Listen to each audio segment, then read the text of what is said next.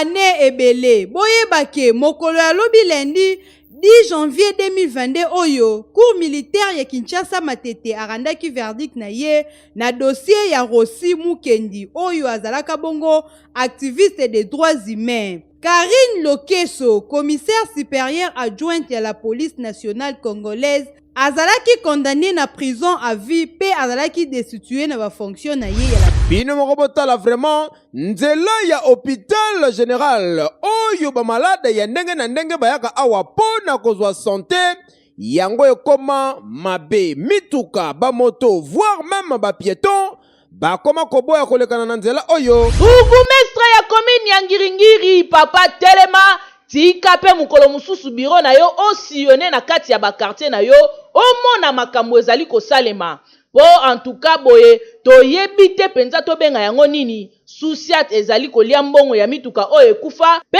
ezali koempêcher circulation ya malamu. Papa bourgmestre tambola omona makambo.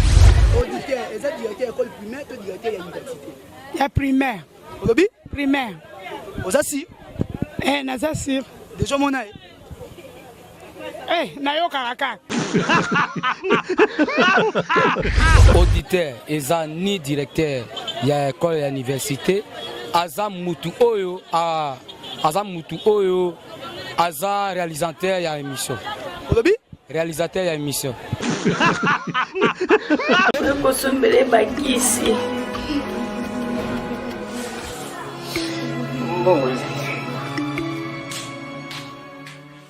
Enfin, avec le projet Congo Mokili Mavros, bayeli biso gratuité à santé. Bazali kotonga ba centre de santé na ba quartier inhospitalier ya ville ya Kinshasa. Nyonso ekozala ya ofele. Misala ebandi déjà na Kindele pe na Maluku. Yope sala lokola baninga na 10 euros, 100 euros, 1000 euros na yo. Contribuer pour na kosunga bandeko na Kinshasa. Tala na se ya vidéo na description okomona lien ya cagnotte. Cliquez lien ya cagnotte et kofungolela o page oyo. Cliquez na je contribue. Otie montant au kokoka. Aucun mode de paiement, soit PayPal, ton compte bancaire. Congo Mokili avec le projet Mavros, bayeli biso gratuité à 100. Ce journal vous est offert par SK Mining pour l'intérêt général de la population congolaise.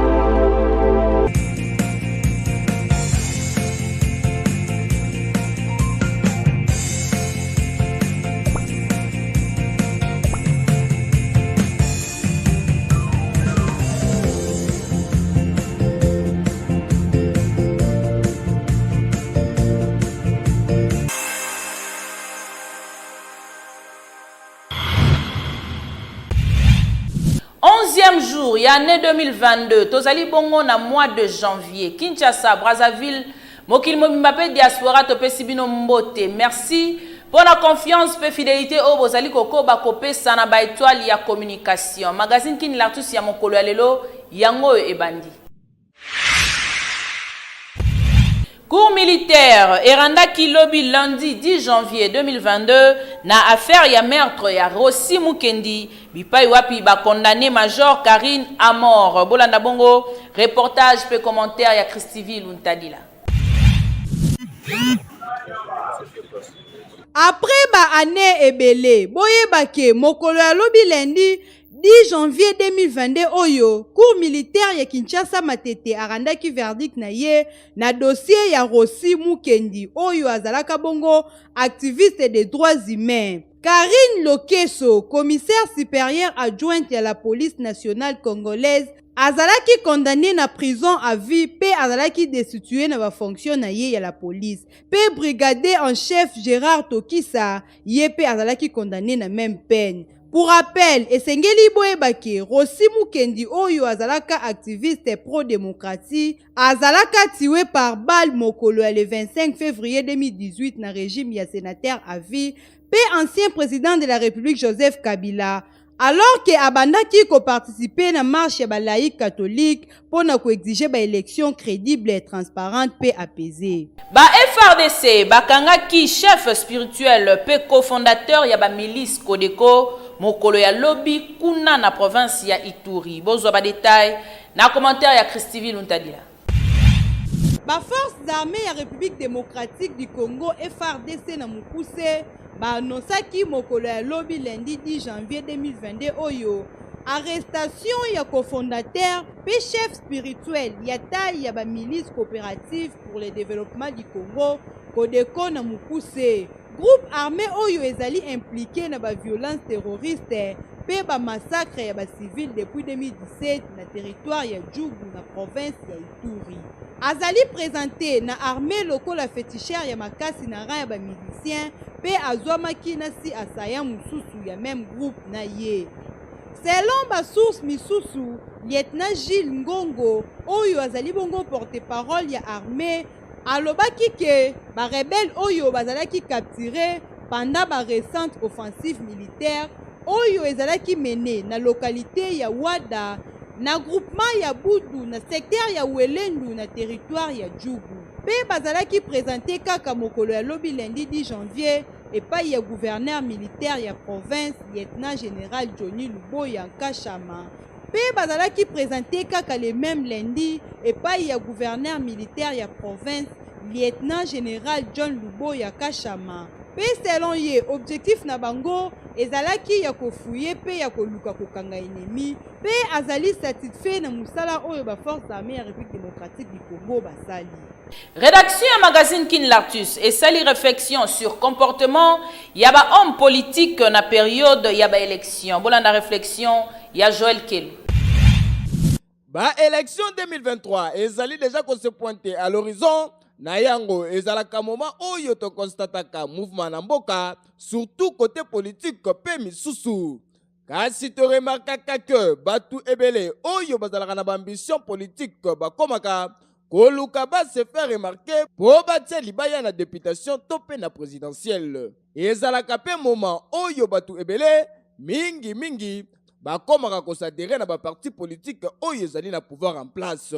Neti toutaki komona Francis Kalombo alongwe ensemble ya Moïse Katumbi ake kokota na FDC ya Bati Lukwebo pe na ba musicien ebele bango bakota na bango masolo ya politique toyebi te pona nini lokola Kofi Olomide Werason Mbiliabel oyo akoti na UDPS pe kote mususu tomonaka ba fondation etombokaka na ndenge kosakana te batu basalaka ba don bakendaka kotia ba forage quelque part kote pe ya ba homme politique bakomaka kosala ba action ya ndenge na ndenge nyonso wana pona kaka bazala pembeni ya base na bango po bayebi ke ba élection zali koya il faut batia libaya na yango totuni pona nini mutu nyonso awa na RDC akoma kaka kobulu akoma politicien alors que makambo ya kosala ezali ebele misusu kutu bakoma na ba système aye a flatter population apesi bango badomba biloko ya ndenge na ndenge na maloba kitoko.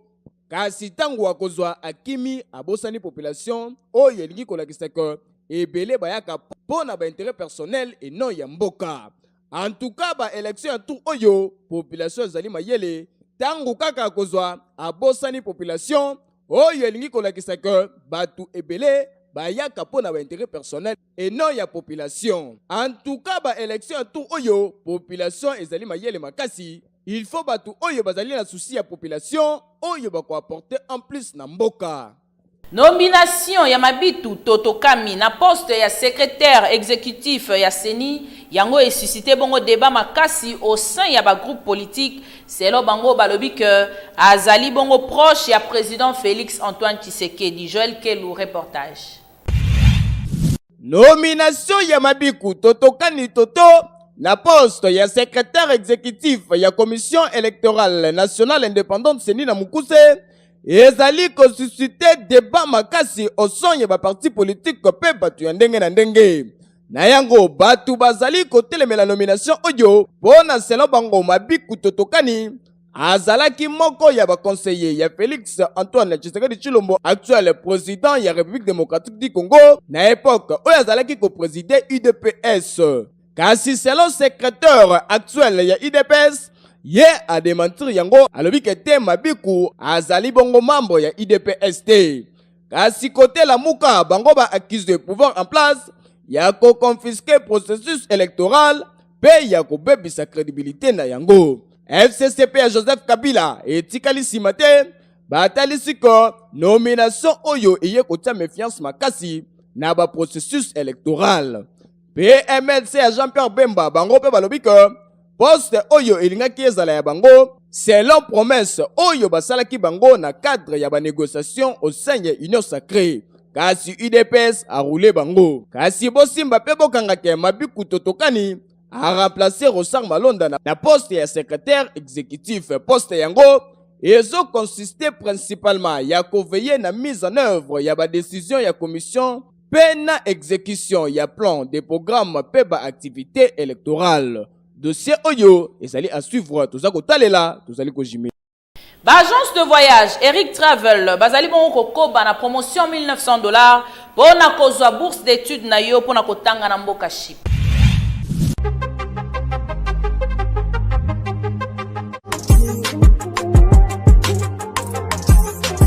Ah oui, lelo na Kinshasa ezali possible pe facile ya kozwa bourse d'études pona kokende kotanga ya ofele partout oyo olingi na monde grâce ya bandeko ya agence de voyage Eric Travel numéro 1 na masolo ya voyage awa na RDC bakosa yo te moko te na terrain oyo ezali kokumbama epai ya ADG Eric Mwamba Nzambe pe numéro 1 na masolo ya prise en charge awa na RDC ozali na mwana oyo azali diplômé pe olingi akende kotanga na mikili ya poto opportunité yango oyo epesameli bino agence de voyage Eric Travel ememeli bino ba bourse d'études ebele pona kokende kotanga lokola na mboka ya Chypre na $1900 ya pamba oza mobimba na bourse d'études complète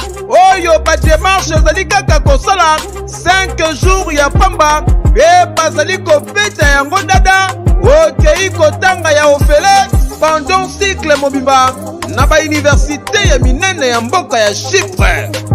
Bana Kinshasa bana Brazzaville tofongoli masolo ya ba bourse d'études donc eza possible lelo ozwa bourse ya Chypre oza na $1900 tosali ba dépense nyonso ba démarche nyonso tosali du début jusqu'à la fin ozwi visa avec la possibilité ya kodefa billet en crédit famille d'accueil déjà tobanda yango kala tokoti siko na Chypre donc famille d'accueil eza mobimba toyambi à partir aéroport tologe yo makambo nyonso.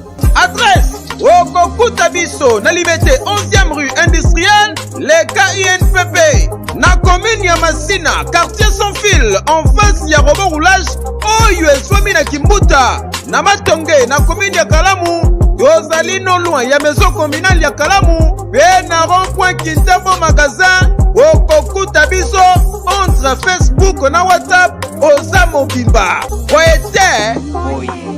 Rédaction à magazine Kin Lartus et réfléchir na oyo etali ba télé-réalité pe ba série novelas ndenge nini et komi na ampleur makasi pe kobebisa bizaleli ya ba congolais.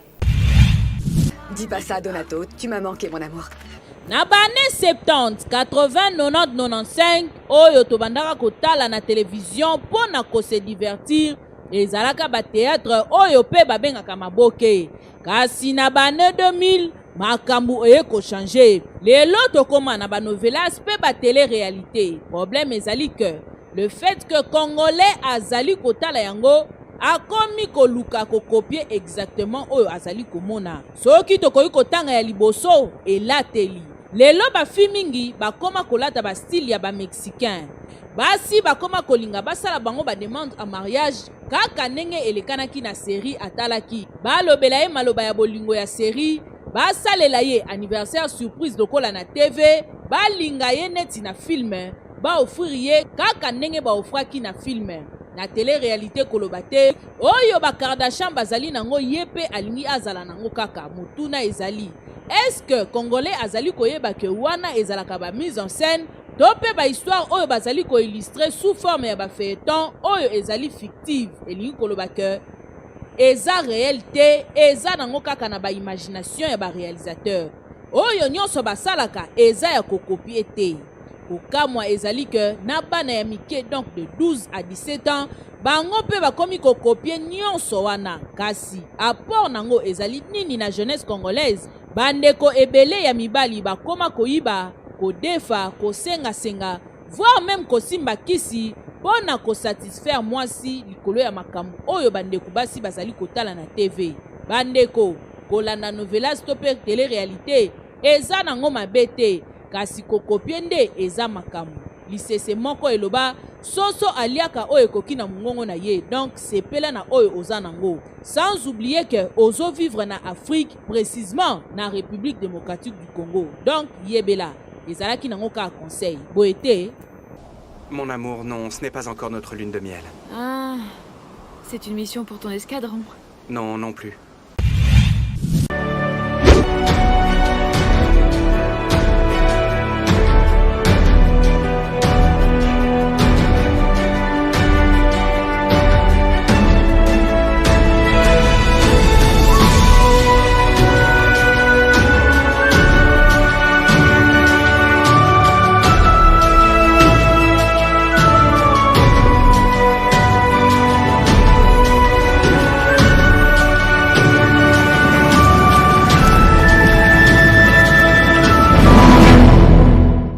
SK Mining, pour l'intérêt général de la population congolaise. Yabana Mboka. Tokende na province ya Congo Central pona koyebisa na bino ke nzela oyo emema na hôpital na Kasangulu yango eza ya kobeba na ndenge ya kosakana te.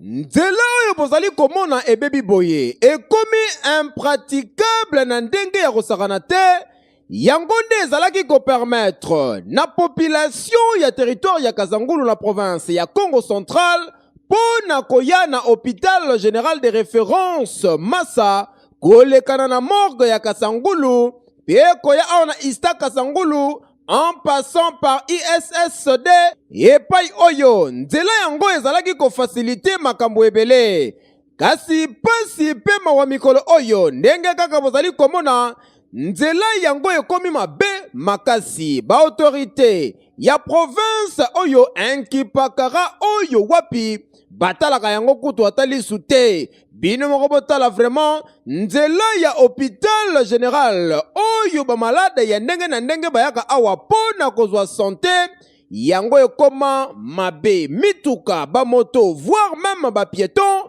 bakoma koboya kolekana na nzela oyo awa soki ozali koya na moto oyo ezali gravement malade bondimela ngai esengi mutuka bokokita makolo sote botie na chipoi bozali kokota po mituka eboya nango kokota awa. D'abord o eza hôpital général ya Massa esika morgue eza esika hôpital ezali, mais siko nzela ndenge eza bosoki mbula ebeti batu vraiment balekaka tata bakare leka lisusu te toyebi te nini bakokosala ba chef na biso baza liboso. Nazosenga po babongisa nzela ezala bien po eza hôpital général etanyo surtout air tardif mutu nyonso to aza na ka ya malade fa kota na hôpital. Dossier oyo tokosenga kaka na administrateur ya territoire ya Kasangulu ayeba nanu kolandela malamu po nzela ezonga kitoko circulation ekoma kosalema na kimia po Kasangulu malgré ça la province ya Congo Central mais izalaka kaka lokwa na ville province ya Kinshasa. Yango contamination ngo ya banzela tina ba province ya ninyo tomituni boete nzela o bazilango solution te mais to penza bazilango solution. Phénomène kuluna awa na ville province ya Kinshasa ekoma na ampleur wana ezali bongo constat ya magazine Kin Lactus. Elisabeth Kumbi alobeli yango na commentaire oyo.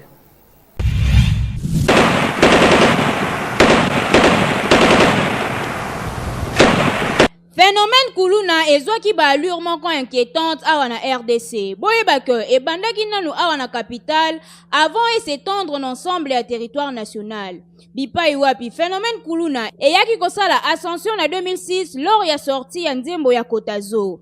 Ezali groupe composé ya 10 ou plus ya ba jeunes oyo baselivraka na rake, koyiba, bitumba pe misusu. Avant ya koconquérir étendue ya territoire national, boyeba ke ebandaki nanu na bakartier ya Matete, Yolo, Limete Kingabwa, Barumbu, Makala pe bakartier misusu. Kasi mikolo oyo ekomi lokola bomba retardement po malgré ba décision oyo bakondi bazozwa ti lelo ba résultat ya malamu ezali toujours palpable te. Lokola entre 2008 et 2012 bayaki lisusu ko lancer opération Likofi oyo ezalaki stoppé pour na droit de l'homme. Pe mikolo oyo euti koleka balansaki opération Kanyamaka CC oyo jusque là esuki na 8e lot.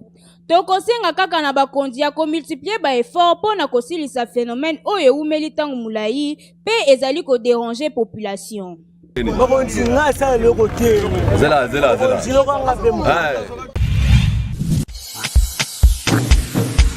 Bana ya Kinshasa, Lubumbashi, pe Congo Brazzaville, na masolo etali, obtention, assistance, coaching, pe facilitation ya visa, tala, Global Carpe Diem Service, bazali bien qualifié, pe structuré, na ba vacation internationale, na oyo etali, tourisme, pe éducation, bonne orientation ya ba démarche na bino, orevaka kotanga na mikili ya poto, yeba ke, ba bourse d'études et soponi ebele na bamboka lokola Chypre na $1950 ya pamba dans 10 jours coup sûr.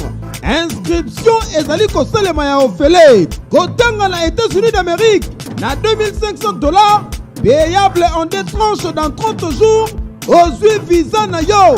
Ba bourse d'études totale pour na Égypte ezali. Premièrement, je viens un grand merci à GCDS.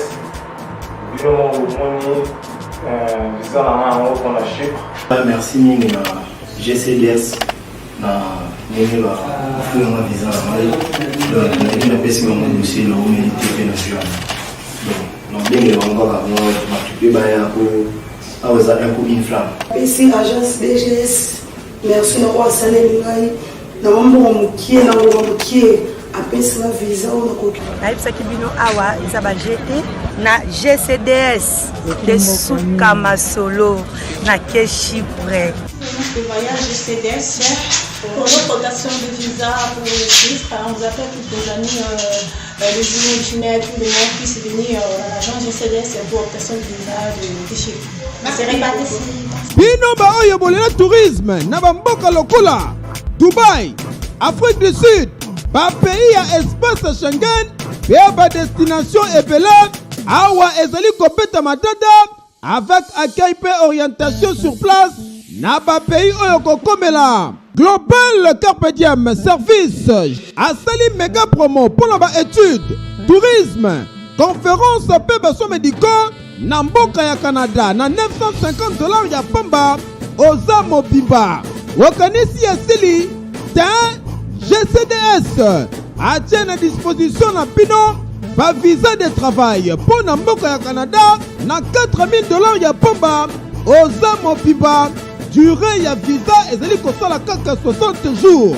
Soit adresse Okokuta biso sur avenue Wakatingi numéro 166, référence croisement ya avenue Wakatingi na Wileri en face ya Kolu Fungula na commune ya Kinshasa oza mobimba. Boite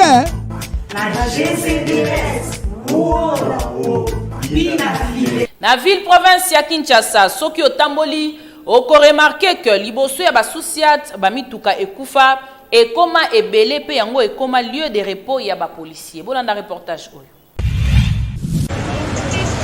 Kinshasa makambu batu bazoboma mboka oyo kaka kongole ye moko oyo bozomona eza nango garage te kasi ezali bongo na prince elengesa na commune ya Ngiringiri na liboso ya Susiat.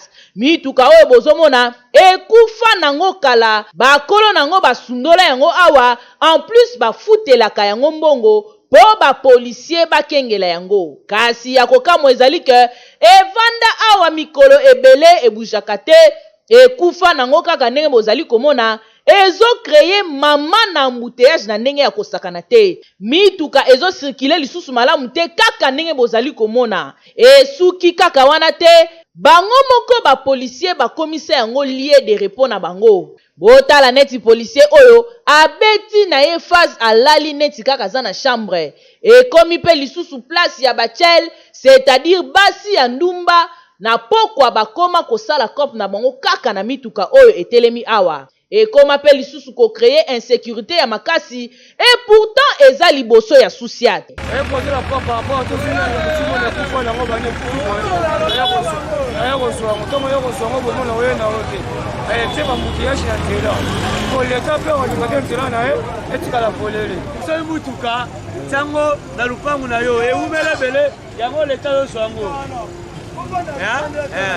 Burgomestre ya commune ya Ngiringiri Papa Telema tika pe mukolo mususu biro na yo osillonné na kati ya ba quartier na yo omona makambo ezali kosalema. Po en tout cas boye toyebi te penza tobenga yango nini souciate ezali kolia mbongo ya mituka oyo ekufa pe ezali ko empêcher circulation ya malamu. Papa Burgomestre tambola omona makambo. Mutuka tango na lupangu na yo eumele bele yango leta yo swango. Tokende na page ya culture pona koyebisa na bino que Fally Ipupa apesi image moko ya kitoko ya musique congolaise lors ya prestation na ye ya cérémonie d'ouverture ya Cannes Cameroun. Joël Kelou reportage. Musique congolaise ezalaki à l'honneur lors ya cérémonie d'ouverture ya Cannes Cameroun 2022. RDC absent na compétition ya Coupe d'Afrique oyo ezobetama na Cameroun kasi représenté et pas ya star na ye congolaise pe africaine Fally Ipupa devant président ya Cameroun pe na ba haute personnalité ya ndenge na ndenge. Selon histoire, la première personne musicien congolais oyo a presté lors ya cérémonie d'ouverture ya Cannes ya Coupe d'Afrique des Nations ezalaki défunt Papa Wemba. Il fallait attendre Tina 2012 comme on a autre star congolaise Bill Clinton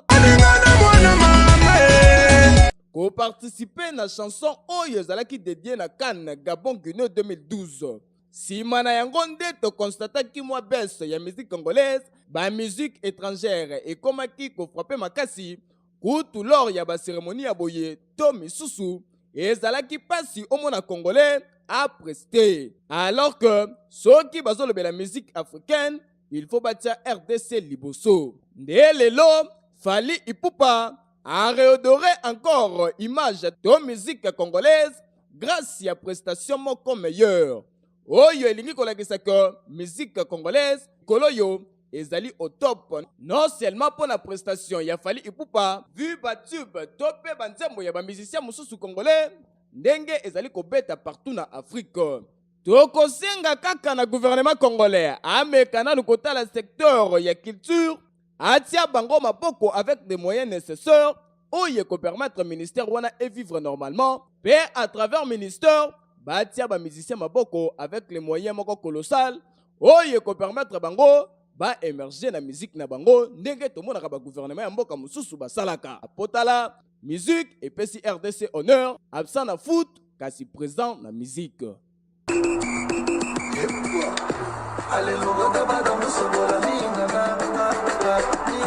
Rubrique préférée à ba congolais boulou yeke plus en mode 4G motune alelo ezali nini bolanda pe bozwa leçon.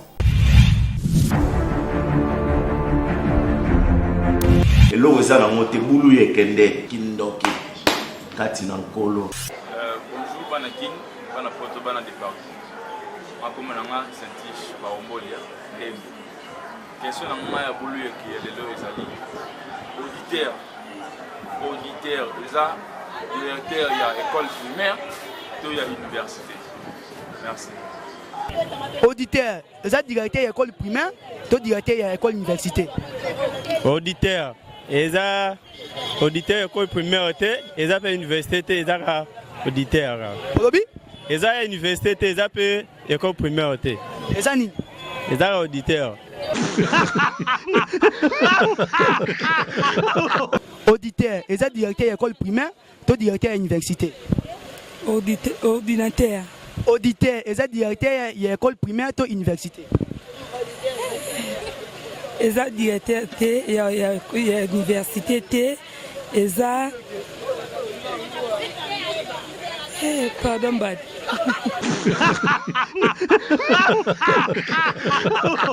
Non, auditeur, eza directeur école primaire, to directeur ya université. Ya primaire. Olobi? Primaire. Oza si? Naza sûr. Déjà mona. Nayokaka kaka. Eza directeur ya école primaire, to directeur ya université. Auditeur yo moko oyebi ke eza auditorat oyo azodike bana na kati institut. Olobi? Et directeur. Azali nani? Éducateur. Aza directeur ya école primaire to ya université. École primaire. Oza si?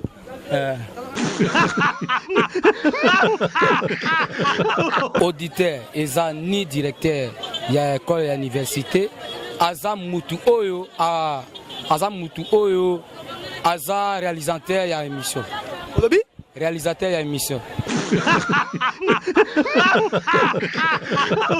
Qui est l'artiste? Bouluyeke Bliss Original. ne tombera jamais. Original. Tu koto kanano bundite. Bouluyeke makambo. Ça parle plus trop. Bouluyeke makambo. Ça c'est l'original, parole du maître. Quand on connaît, on connaît. Bouluyeke boma. Bouluyeke boma. Et quand on ne connaît pas, on apprend. Zalale. Parole du jeune maître, parole du jeune maître. Tala ndenge bokwei na se bokangami bapandi bulu yeke koteli bino na bandako boseki makasi kasi atolobaka mingi izalaka na stylo na kaye pona konote bonne réponse ya mokolo ya lelo bokanga pe bosimba ke auditeur ezali bongo mutu oyo azoyoka discours to pe émission na nzela ya radio pe misusu yende babengi auditeur. Donc comme na suka ya présentation ya magazine Kin Lartus ya mokolo ya lelo kasi tozali na ba page rose oyo. Joyeux anniversaire na Janice Vangi mokolo ya lelo abakisi une année de plus na bomoi na yo ndeko Janice Vangi tika ete nzambe apambola yo lelo ntaba ekoliama na ndenge ya kosakana te na occasion ya anniversaire na yo ndeko Janice Vangi. Pe lisusu to souhaiter heureux anniversaire epai ya monsieur Versini Gonda oyo pe abotama mokolo ya lelo tika ete nzambe apambola yo pe abakisela yo oyo ezangi na bomoi na yo ndeko Versini Gonda lelo champagne ekomelama kuna na ndenge ya kosakana te na occasion ya anniversaire na yo ndeko Versini Gonda. Awa ndengai Irene Mwanzana komi complètement na suka ya magazine Kin Lartus ya mokolo ya lelo soki bosepelaki na édition bopesa merci na Joël Kelou na sima ya caméra tozalaki bongo na Mr Drone ngai na bino tokuta mikolo ezali koya kasi soki olingi olata kitoko kende bongo na boutique Vigence boutique qui je suis kuna okolata kitoko boyete